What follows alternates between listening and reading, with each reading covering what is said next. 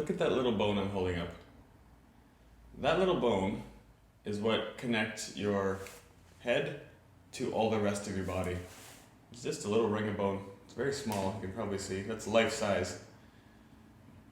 This is the most important bone in your spine. This is called C1 or the atlas is what we often call it.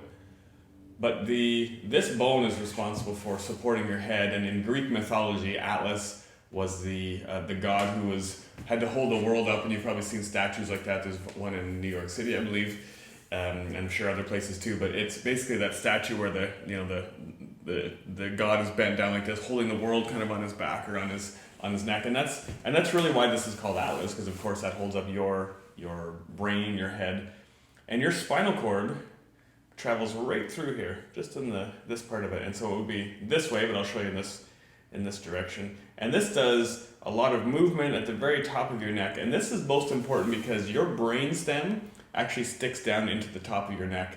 And if this is subluxated, shifted at all, or slightly twisted, that can actually pull on that spinal cord. There are lots of little ligaments that attach the bone there. And this affects everything down below. So even your breathing, your sleeping, your digestion, your immune system can all be affected by any kind of pressure through your nerve system because it's not as connected to your brain as it should be. Now, here's what it looks like on the x-ray, and I think you can see that, but if we look at it sideways, this bone basically is sitting this way, and this is a much bigger version of that, but it's the same idea, the very, very top of your neck there.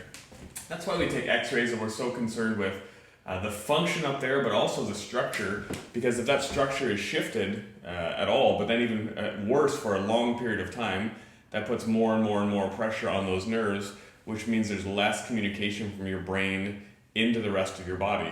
And that's why we check your whole spine, because sometimes where someone has a symptom or a pain or tingling, numbness, isn't actually where the problem is. Sometimes it is, but sometimes it's not. And that's why we look all the way through, and this is the most critical area again, for that brain to body connection and our brain controlling function and healing and cell repair.